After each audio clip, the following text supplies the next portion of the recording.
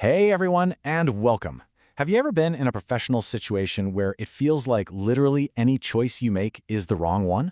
Yeah, it's a really tough spot. So today, we're going to break down a clear 7-step roadmap for finding your way through those tricky ethical dilemmas. Let's get into it.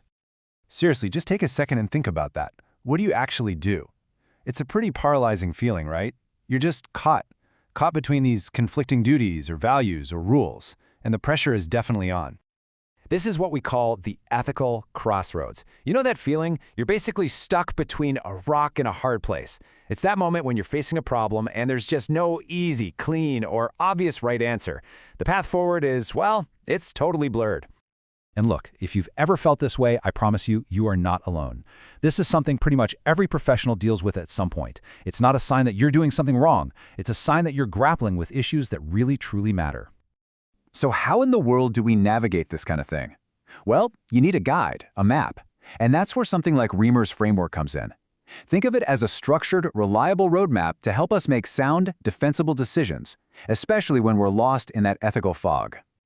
And here it is, the whole roadmap, all 7 steps at a glance. It's a complete journey, you know? It starts with just figuring out the core problem, and it goes all the way to looking back and evaluating your final choice. So let's walk through this together, one step at a time. Okay, first things first. You can't solve a problem if you don't really understand it. Step 1 is all about getting crystal clear on what the conflict actually is. I mean, what specific values or professional duties are clashing with each other here? And what this step does, which is so smart, is it forces you to frame the problem really specifically. It's not just some vague, uneasy feeling anymore. You have to spell it out. For example, you might have your professional value of client confidentiality on one hand, but it's clashing directly with your duty to protect from harm on the other. Naming both sides of that coin, that's the crucial first move. All right, so once you've actually defined the dilemma, it's time to shift gears into the analysis phase. These next 3 steps, 2, 3, and 4, they're all about gathering all the pieces of the puzzle and really weighing your options carefully before you make a move. So step 2 asks a really important question. Who's actually going to be affected by this? Because a decision like this has a ripple effect, right? It's almost never just about one person. You've got to consider the client, of course, but also their family, your own organization, the community, and yeah, even yourself. Now let's move on to step 3, which builds on that. This is your brainstorming phase. Your job here is to identify all the possible actions you could take, not just the 2 obvious ones. And for every single one of those options, you have to think through the potential benefits and, just as important, the potential risks.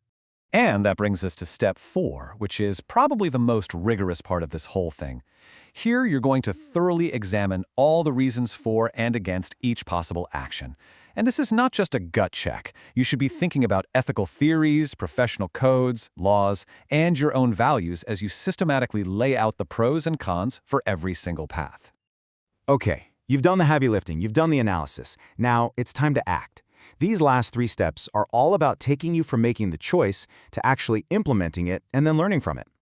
Now, step 5 is so important, and the key message here is you are not alone in this. Consult with others. Talk to trusted colleagues, your supervisor, maybe some ethics experts, or even an attorney if you need to. Getting that outside perspective is absolutely invaluable for checking your own blind spots. And then we get to step 6. It's time. Make the decision. After all that work, you have to commit to a course of action. But just as importantly, you have to document everything. Write down your whole process, every step you took, who you talked to, why you made the choice you did. Honestly, this documentation is your professional protection. And finally, we have step 7, monitor and evaluate. See, your job isn't over just because you made the decision. You've got to stick around to track the consequences, see what happens, and really learn from the outcome. This closes the loop and makes you that much more prepared for the next time. So, why go through all this trouble? Why does a formal process like this matter so much? Well, it's because the real value isn't always in getting the perfect outcome. It's about the integrity of how you got there. And this right here, this is the absolute key takeaway. In these super complex ethical situations, a perfect, happy for everyone outcome, it's often just not possible. The real goal is to have a sound, thoughtful, and justifiable process that proves you acted with care and professional integrity. So I'll leave you with this thought. When you follow a framework like this one, you aren't just making a random choice. You're building a defensible case for why you made it. And the real question is, the next time you find yourself at an ethical crossroads, will you be prepared to defend your process?